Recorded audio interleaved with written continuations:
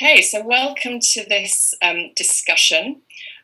Ian and Tom will come to introductions in a minute. Have asked me to facilitate this conversation into leadership. We know that creativity and self-awareness, psychology, are key foundations for us to thrive in this volatile, uncertain, complex and ambiguous world. So where does that leave leadership in this post-pandemic situation? This conversation is about the mind, creativity and change, and exploring what business leaders need to know about the secret life of emotions. Discussing us today, we have Ian Bates and Dr. Tom Cotton. Ian, would you like to just introduce yourself?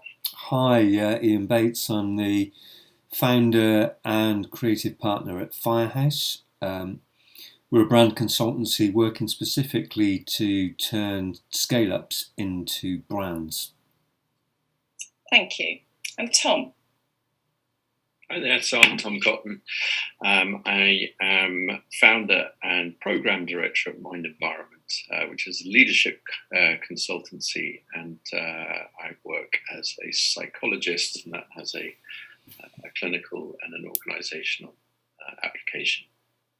Amazing. Two brilliant minds coming together to talk about creativity and change.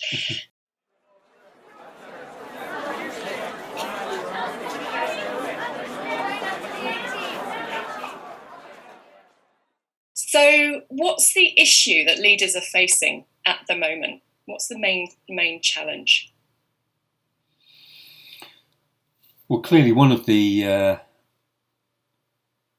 challenges has been with us for a while, pre-pandemic as well as post. And that is the pace of change within every industry sector. Digital transformation clearly being one of the things underpinning that, but I'm sure that there are greater or as great forces pulling on that as well. And I think one of them increasingly being people's desire to find fulfillment in their work and not now accept perhaps what they were accepting pre-pandemic, which was a bit of a hamster wheel. Mm. And Tom, when you, as with your background as a psychologist and now leadership consultant, and pulling those two things together, in response to what Ian's sort of describing there, where does the mind talk about the emotions that leaders need to be aware of? Where does that play in?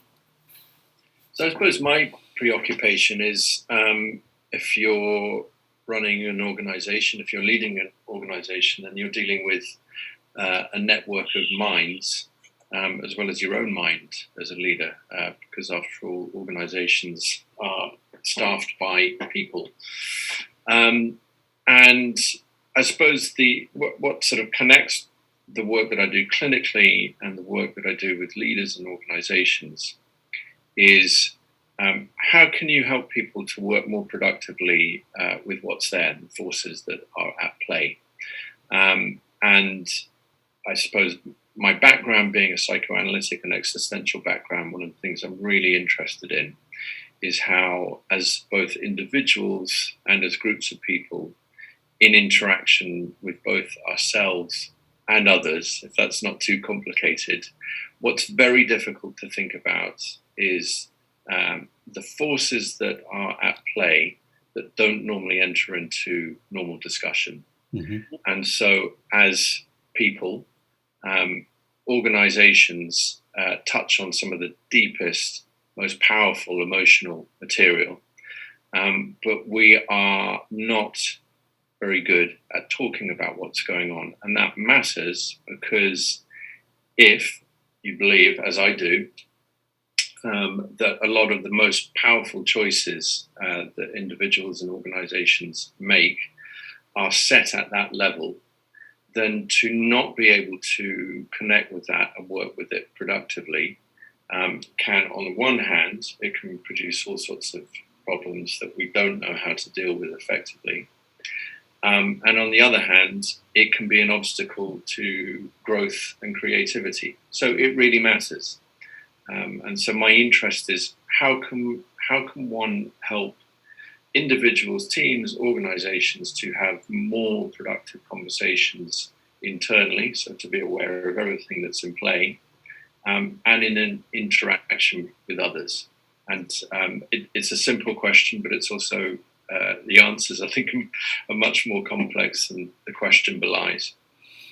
Well, I think what's interesting about that, Tom, is that at both an organisational and a personal level, that interaction, that kind of intersection, impacts on creativity, because an organisation can foster the conditions for creativity, but they also need to be practiced by individuals and teams of people, and we can perhaps discuss some of those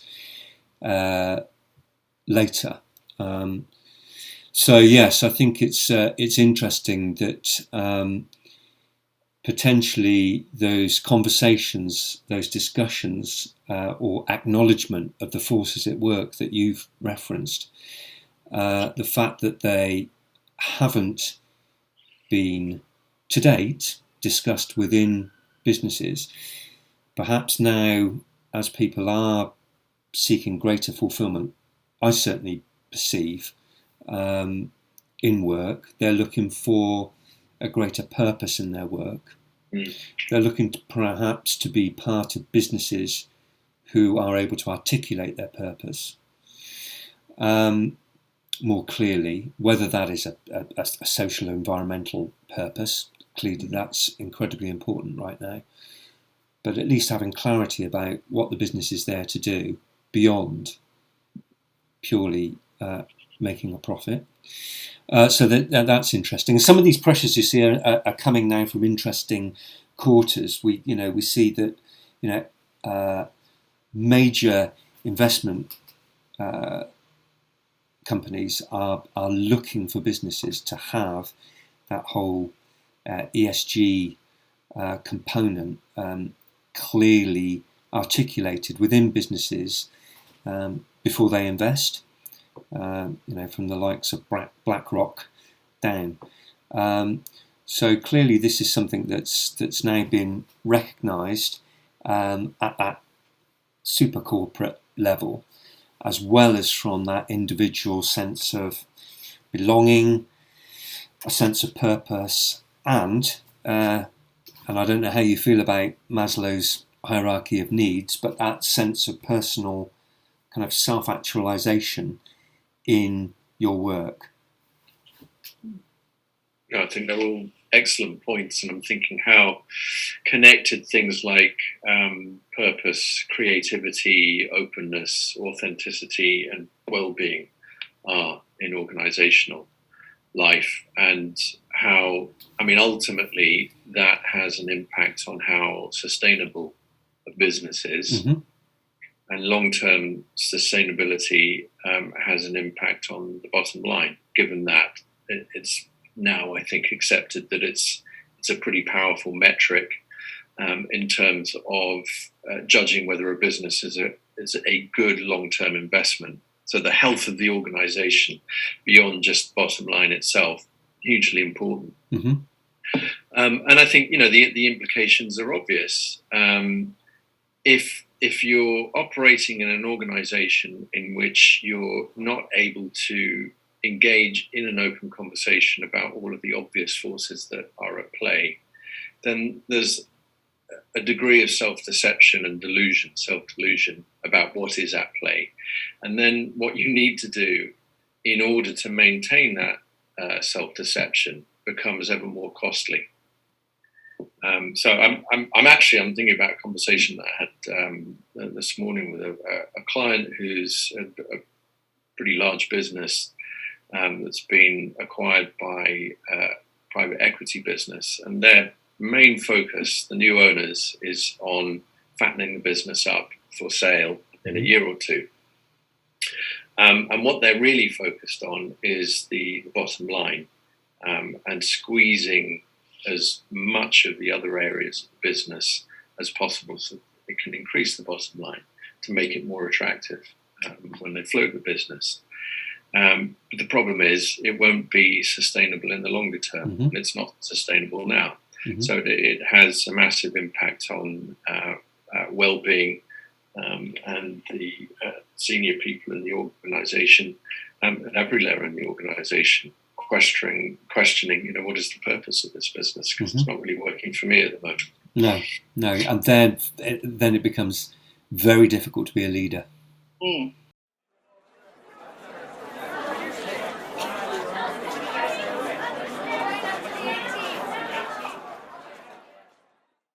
And in this discussion, and we've obviously talked about this before we've had this conversation, so we as a three, and you two specifically, we understand this. When you are out talking to leaders in your respective roles, is the challenge that there is a lack of awareness about what you are talking about? Or is the challenge that the awareness is there, but it's just so hard to step into this deep network of minds thinking about the forces at play? What's going on right now, do you think? Well, I mean, if I'm going to pick up on that point, I think both is the answer. I think there is a change of awareness. COVID's been massive because it has, for obvious reasons, it's made people rethink where we are, where we're going, what the purpose of business is, who the business is for, who it serves, how it fits into the wider social purpose, the wider social good. So those are all, it's been a great opportunity to rethink some of those questions. But I think, there is a fundamental problem, which is, as people, we're not predisposed to talking about these things. So I think at the most sort of fundamental level, you look at organizational life, and emotion is a taboo. Emotion is perceived as, still, I think, is perceived as weakness, or it's something that other people do, but it's not something that I do. And of course, there are acceptable forms of emotion, whether it's sort of, an expression of frustration or anger or whatever, because that's seen as a form of strength, depending on the culture of the organization. But anything much beyond that is quite challenging. And why that's complicated is because work, and when you think about it, when you really drill down into the detail of it, it makes absolutely no sense without emotion. So the kind of the mental litmus test that I use is if you had a child and that child died, it would be horrific. And if you're in conversation with a kind of an avatar of hyperlogical thinking, somebody like Dr. Spock, their rational response to that would be, well, never mind, you have another child, or at least you're young enough to raise another child. And of course, that doesn't work for obvious reasons. It doesn't make any sense whatsoever. It doesn't bear any relation to real life. So the point being, life and work are only meaningful because of emotion. So, we acknowledge that they're absolutely part of the fabric of how we operate as individuals, as teams, as organizations. And we acknowledge, somewhat begrudgingly, I think, that a lot of really powerful choices are made at an emotional level. But we're not good at addressing it directly. We're not good at preparing space where we can engage with it productively, bring it into conscious conversation and work with it. We invest a lot of energy in trying to avoid it, work around it, and pretend that it's not there. Mm-hmm. So that's counterproductive. It's hugely counterproductive. It's counterproductive and it's anti-creative, I would argue, because it's also in that realm. It's not just where the obstacles arise, but it's also where the opportunities arise. And to me, opportunity is absolutely the wellspring of creativity. Mm-hmm. And I think as the World Economic Forum said, that creativity is the single most important skill required in business these days. So businesses that aren't creating the conditions to foster creativity across the board, not just creative communications, although that's clearly very important, but creativity full stop, product development, etc., are going to struggle. We talked about sustainable businesses, didn't we? And increasingly they are going to need to be perpetually creative as they respond to rapidly changing environments. I think the interesting word that you used in there, Tom, was culture, which quite possibly sits over the top of much of this conversation, really. The prevailing cultures that businesses either foster and develop or allow to happen. And an observation, Janine, to your question about conversations that we've been having with businesses from global organisations that we're working with to startups. Whether we as a business are intimately involved in the development of their culture, in the work that we're doing with the brand, there is now a very, very clear recognition that effort needs to be put into that space for all the reasons we've said. That requires leadership to have, perhaps to borrow from Carol Dweck, that kind of growth mindset and that openness that Tom mentioned. And from some large law firms to some international businesses, etc., we have definitely found a willingness to engage around that conversation now and see that intimately tied to their brand.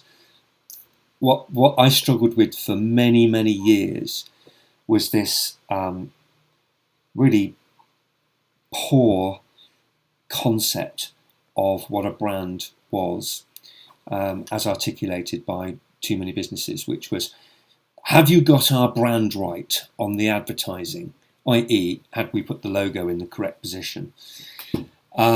Which I always found just really quite sad.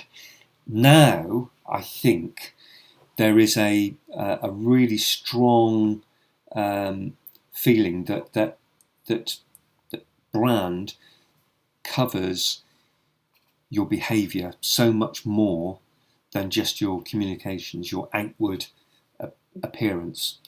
And consequently, that's why I think purpose, people, and culture are the components, the three lead components for fostering a creative culture in a business.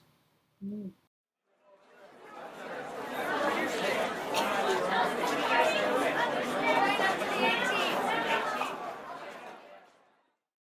And you talk about, both of you beautifully eloquently as ever, you talk about the intersection of minds and the network of minds coming together.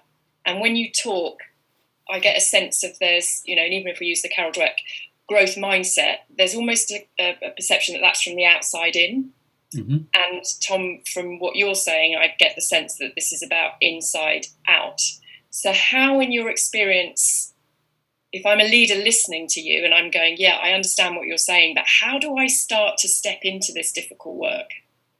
How do you have those conversations? How do you help leaders step into this? I think a starting point is just acknowledging that the conversation needs to happen. So having the awareness that the work that we need to do is at a level that won't be satisfied by strategy. And so I think we need to bring that into the conversation, because businesses, for obvious reasons, are very strategy focused. They have to be. You can write it down. It's a set of principles that other people in the team can understand and they can follow. But always where strategy starts to unravel is where it meets something at the level of culture that is blocking it. And culture you cannot dictate to through strategy. You have to get into what are the underpinnings of culture here, what's at play here. And in my experience, it's going to be largely unspoken. It's going to be largely stuff that doesn't enter into your policy making at all. It's not written at a strategic level. And you start to get into interesting but complex areas around what I would call contracts. So this is, to my mind, this is what people do with each other. It's impossible to exist with other people in the world without contracts. And so, I think a good illustration of it actually is the written contract that you have with your organization. So what it is that you will deliver, what you will do, what you won't do, what the boundaries are, etc., the expectations.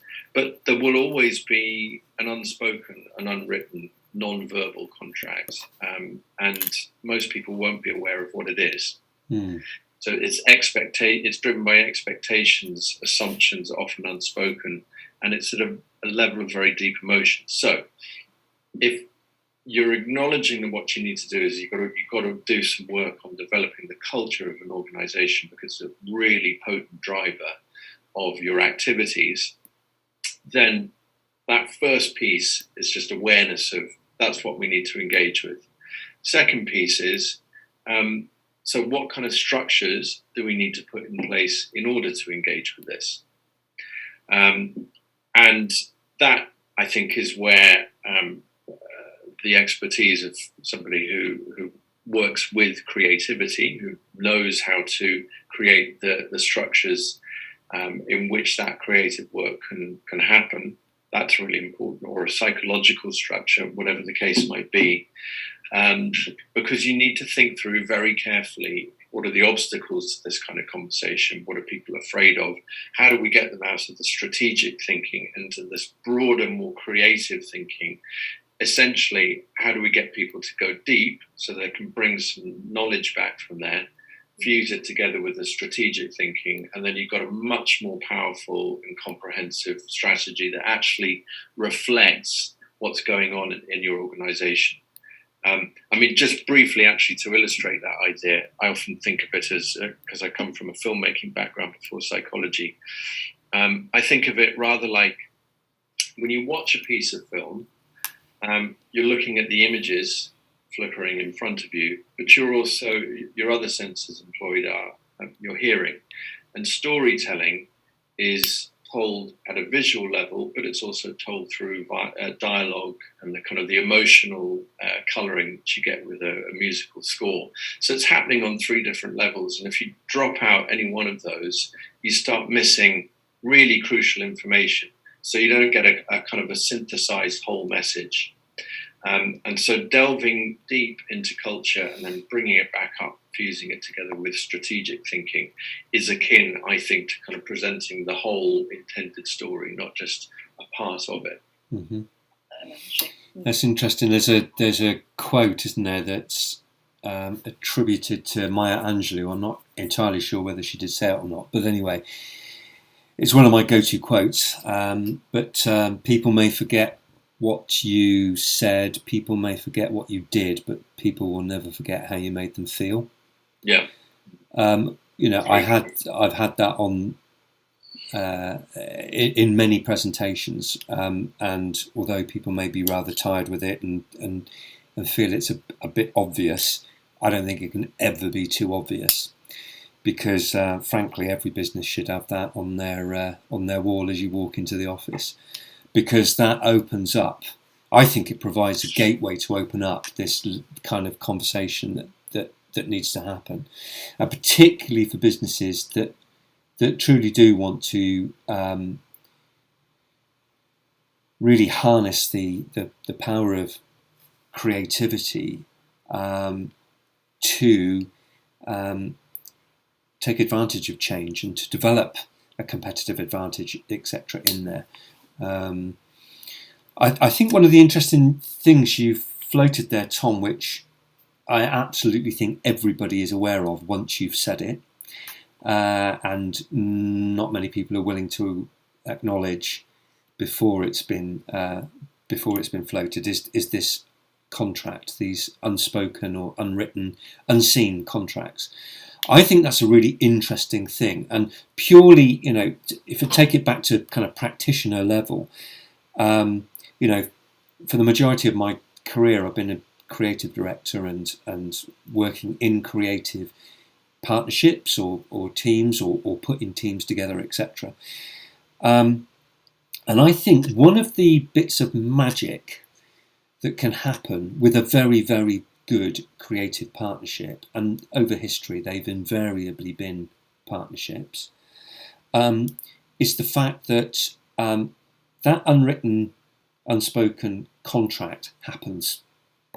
It happens, and a trust is built up, and so barriers are dropped.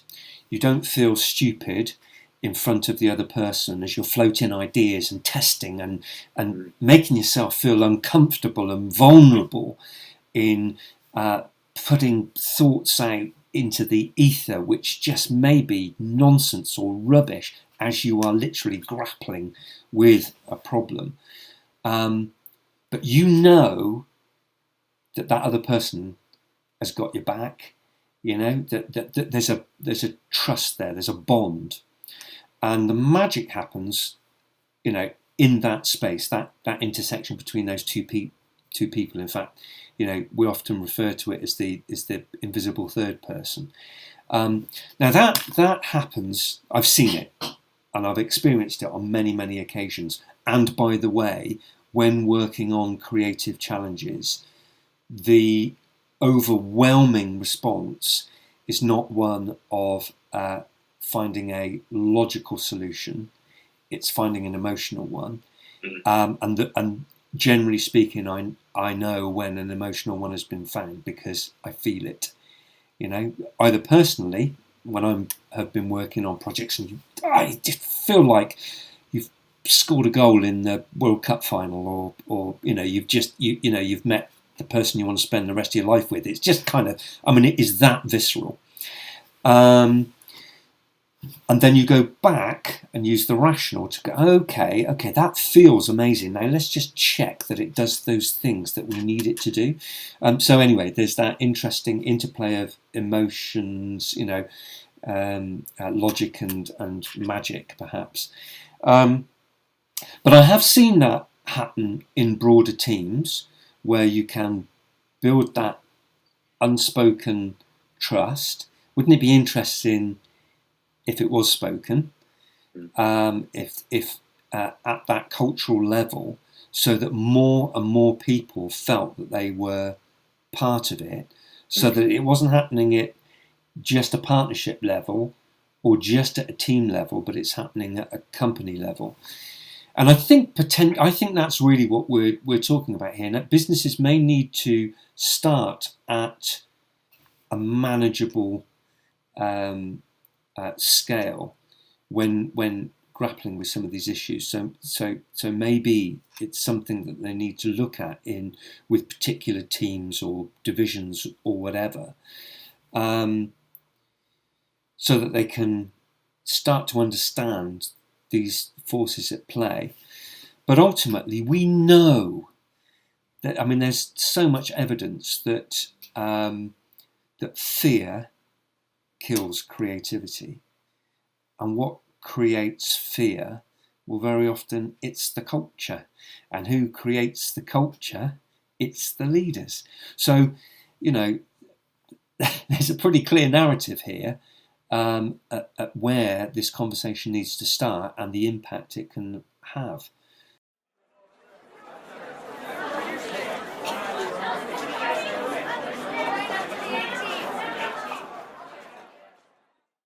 I'll get the question to Tom, maybe from that psychology end. So Ian, listening to you, and we had the joy of working together for over 10 years of our career. Mm-hmm. So I have experienced you being very open and with that emotion and that feeling that you describe.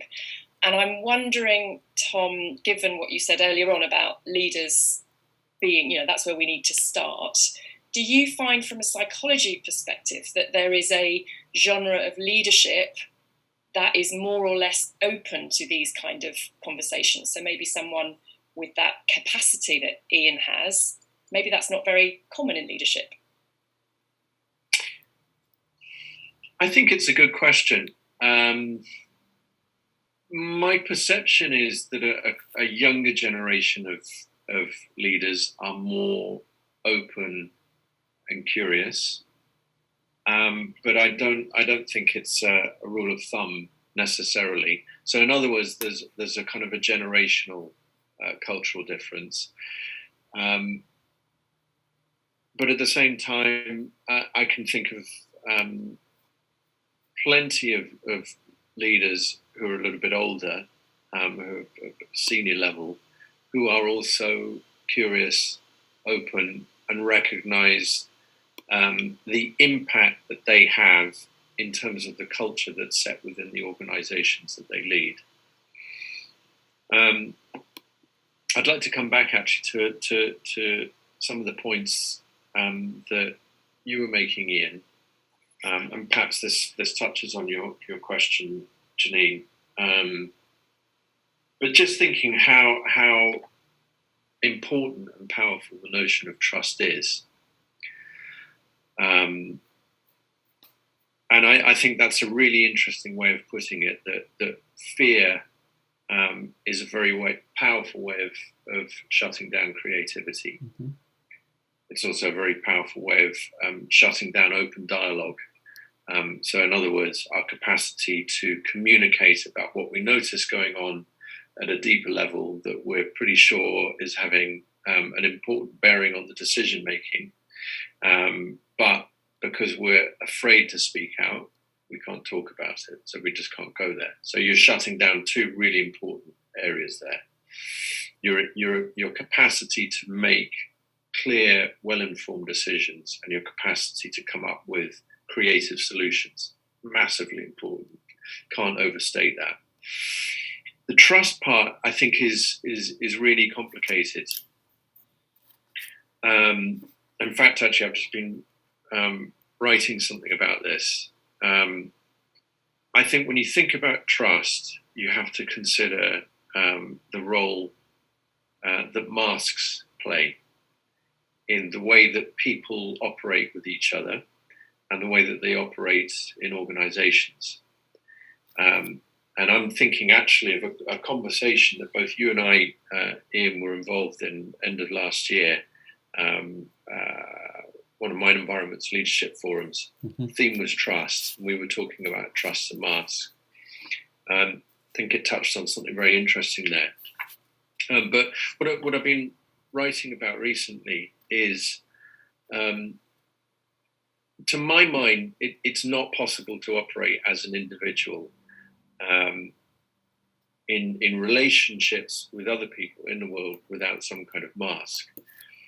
Because the basic reality is that as people, we've got all of this stuff that's going on beneath the surface, all of these interior voices that come from different places. Some of it's more rooted in emotion, some of it's logic, some of it's complete irrationality.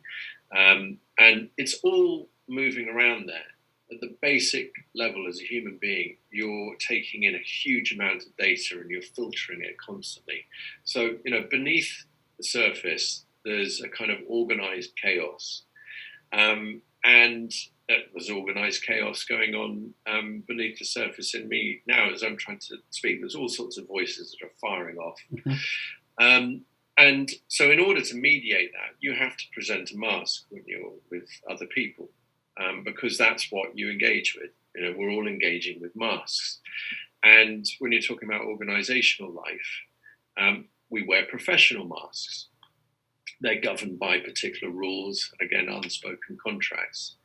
And I remember a phrase that came up in that forum at the end of last year where we were talking about trust was, how can we help people to unmask? Because if you can unmask, then you can trust. Trust is this sort of really fundamental glue for governing how effective relationships are, whether it's a team or whether it's a client relationship. But I think we hit a fundamental problem there, because as people, we're not predisposed to unmask. That's really frightening. So you've got to be able to create the conditions in which certainly being able to think reflectively about the mask that you're wearing can happen, and if necessary, that one can lift it to a certain degree so you can let other things happen. Because masks can be very restrictive. They can stop people thinking. They get into all sorts of defensive interplays. They shut down. They produce fear, anti-creative, all the rest of it. So I think, therefore, a fundamental question is, if one can help someone to understand the psychology of the mask that they're wearing, then you can help them to be more communicative. You can help them to navigate obstacles, be more creative, more purposeful, more meaningful, all of those kinds of things. And I think the basic conditions are trust and kindness. And often, group work, it can forget particularly that latter part, which is hugely important. And sorry, I'm going on this point slightly too long, but I'll try and wrap it up really quickly. Process is the other part. So, Ian, you were talking about sort of, bringing up from the depths of emotion. There's really interesting stuff that you can work with. And then you've got to do a bit of sculpting with that. You've got to use the intellect.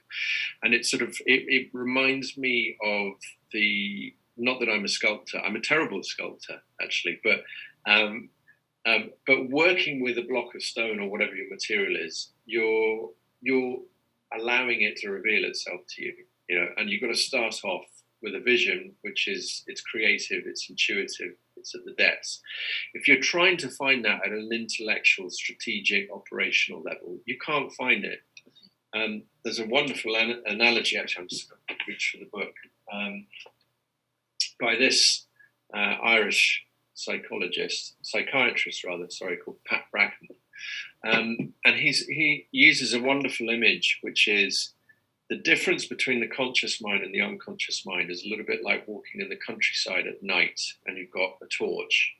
And the torch beam is like the conscious mind. So it picks out detail, but there's all of this stuff that exists beyond it. And the problem is, when you're directing the conscious mind, the strategic mind, at it, it will light up very kind of local specific things, but it won't reveal any of the other stuff. So you've got to switch the torch beam off in order to start to see what's surrounding it.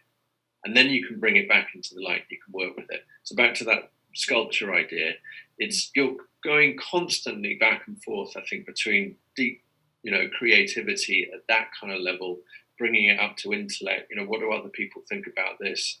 Does it make sense to somebody else? Etc., etc. So they have to work in concert with each other. Sorry, that was a rather way of elaborating on the point. Love it. Well, the other thing that hinders creativity in organisations is the inability to articulate what the problem is. But that's probably for another session altogether. I think there's a tendency in this mindset that is perhaps unwilling to engage with personal vulnerability, etc., at leadership level. An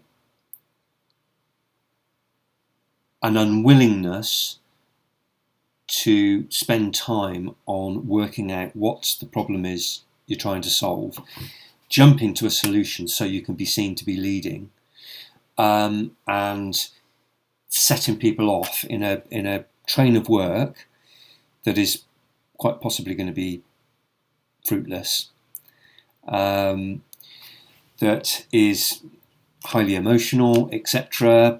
People, committing themselves on an intellectual and emotional level in trying to solve a problem which has been so poorly articulated in the first place that you're basically wasting your time. So I think this psychological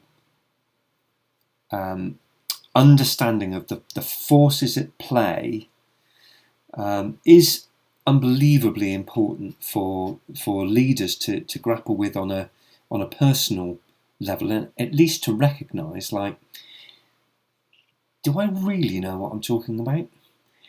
Am I prepared to say, I know we need to do whatever it is. I know we've got a challenge. I know we're being disrupted by another organisation, or I know that we need to change before we're disrupted, etc., etc. You know, I just don't know how to get there, and I can't quite put that together. Can you help me? Can you help me? To me, that's leadership. But unfortunately, it's not seen as leadership, I think, by many people. And then see what that does is that, I mean, that it does a whole series of things, doesn't it? It suddenly opens up for other people to become engaged in the issue. It then potentially, I mean, we can end up getting talking about, you know, diversity and inclusivity. I mean, it starts to you know, open the channels for that, to, you know, more diverse opinion, more inclusive opinion being brought in, expanding the toolbox that you have to play with in working out what the problem is and then solving it together. That's leadership. It's not weakness. And I think in so doing, you go quite a long way into being able to demonstrate the kind of foundations for that are required for leadership, for creativity, you know, which is accepting vulnerability. And so I think that's, you know, to borrow from Edward de Bono, who obviously, you know, passed away earlier this year. And, you know, he wasn't a character without controversy, but for me, his articulation of lateral thinking and vertical thinking is incredibly useful at an organisational level, and certainly at a leadership level, where there is a tendency to go straight for vertical thinking because it's deductive, it appears to be quicker, you get to a solution, and whatever that is, and then you set a chain of events in motion, and it feels like, whereas actually being able to articulate where you want to go, but accepting there may be 100 different ways of getting there and all of them could be right, you know, opens up so much more opportunity, creativity, people's other people's involvement. Incredibly motivating, I would think, for an organisation, particularly one where the staff are intrinsically motivated as opposed to extrinsically motivated, you know, seeking some sort of reward. Actually, that tends to depress creativity as well, by the way. External reward. Yeah. So, you know, there are all these forces at play, but they I think, do culminate at leadership doing something about it. I think you're touching on a really important point about risk, which is, you know, there's a lot invested in not going broader and deeper. And so when somebody comes to you with that question, how can you help me to do that? You know, there is a risk involved. Whether it's a risk of, you know, we're in terra firma. We know that it's not quite working. We need to do something differently, but at least it's known territory. And if we're to approach this in a different way that goes broader and deeper, we're going to have to let go of some of these things that are kind of known tangibles, some of the fundamentals. And, you know, there's a little bit of risk at play there. That, you know, go back to the idea of the mask, that you're going to see beyond the mask, that the hierarchy may be called into question, particularly if the way that the hierarchy is invested is that model that you were talking about, which is I'm the leader, I'm the apex of this pyramid, and I should have all of the answers, because I believe that's what good leadership is. And I think you're rightly stating, it is a form of leadership, but I don't think it's a sustainable one. Mm-hmm.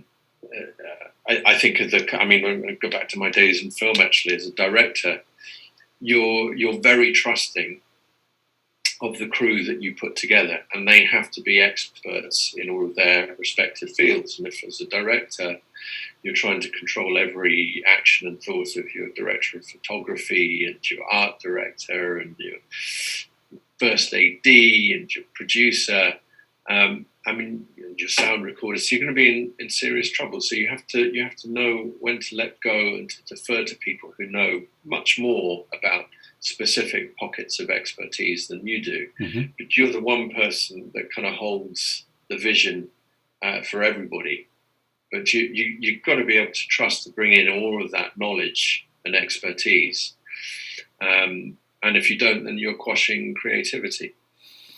Absolutely. And so, that is exactly it. I think your analogy to the film industry is really interesting, because there, you are creating something. It doesn't exist until it's been created. So, but to get there, the director or the writer, and then ultimately the director, is able to express a vision that galvanizes a massive organization of people that up to that point had no investment in it whatsoever. And yes, they're going to be earning some money. Some of them are going to be probably earning quite a lot of money, but most of them aren't. But you're able to not only engage them on the intellectual, logical, rational level, but you're speaking to their emotions to share this vision, to really get them on board and to get that extra buy-in, that extra level of commitment, that willingness to share ideas as part of that vision, etc. I think it's a very good analogy, actually. Ian, Tom, we've come to the end of our 45 minutes that you wanted to allocate, and I know that you could continue talking for hours, I can feel it, but you've covered so much, and that topic of the mind, creativity and change, and what business leaders need to know about the secret life of emotions. I think you've given a really brilliant flavour of all of the complexity that's wrapped up in that, and I'm delighted that the universe made you two meet at the back end of last year, and I'm really excited to see what you end up creating together off the back of this. Thank you. Well, thank you very much. Thank you, Janine, for asking such excellent questions. Pleasure.